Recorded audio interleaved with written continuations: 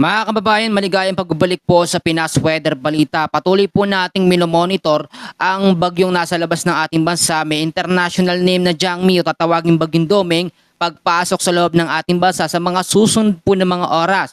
Sa kasalukuyan, ang mga lugar na naaapektuhan ho nito ay silang bahagi po ng Mindanao, ilang bahagi ng Eastern Visayas, hindi pa naaapektuhan ng ilang bahagi ng Metro Manila at ilang bahagi ng Luzon.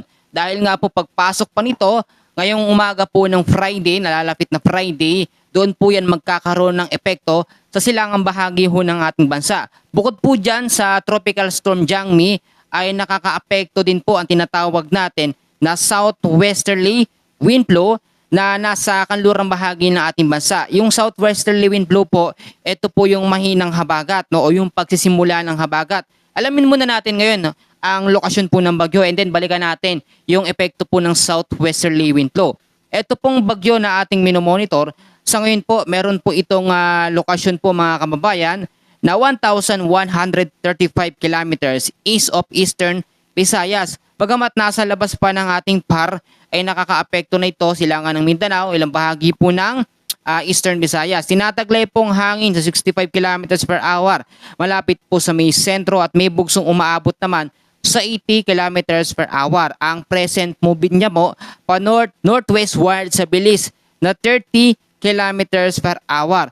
Ngayon po, ito pong bagyong Domeng, no, international name na Jangmi, ay papasok po sa ating Philippine Area of Responsibility. To be exact po, ito po ay umaga po ng Biyernes bilang isang severe tropical storm. Pag severe tropical storm po, ito po yung sa category 3. O kapag yung mga lugar na malapit dito, maaapektuhan, itataas po sa signal number 3. Pero dahil nga ito yung nasa labas lang, no, ng ating landmass, wala siyang direktang landfall mga kababayan, pero yung trapo extension po ng kanyang hangin makakaapekto.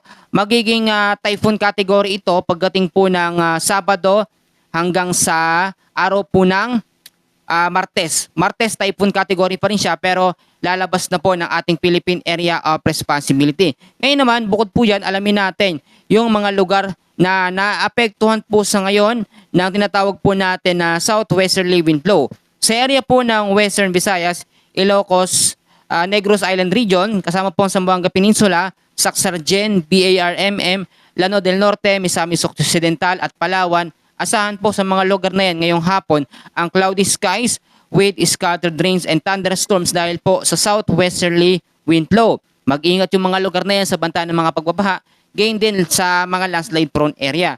Ang bahagi po, nalalabing bahagi ng Mindanao ay apektado po ng trap o extension po ng Tropical Storm Jangmi. Sa Metro Manila naman po, ilang bahagi ng ating bansa patuloy din pong pinag-iingat sa banta po ng tinatawag natin ng mga localized thunderstorm. And usually, ang mga localized thunderstorms po, bandang hapon yan, nagpapaulan, no? Yung iba, nagre-reklamo na dahil sa parte ng Metro Manila, ilang bahagi ng Luzon, sobrang init. So asahan nyo po ngayong hapon, mas matataas na ng tsansa ng mga pag-ulan ang atin pong mararanasan. Hintay-hintay lamang sa banta ng mga pag-uulan dahil kapag nagkaroon na ng mga pag-uulan ay doon na tayo, no, pwedeng makaranas po ng mga pagbabaha. So hindi natin naman gusto na ganun po ang mangyari. Ngayon naman po mga kababayan, ito pong sinasabi natin na southwesterly wind flow, kapag lumakas ito sa mga susunod po na mga araw ay tatawagin po itong southwest monsoon o officially hanging habagat. Ang epekto ng habagat naman, ito po yung magbibigay ng mga pag-uulan lalo na po sa hapon at sa gabi.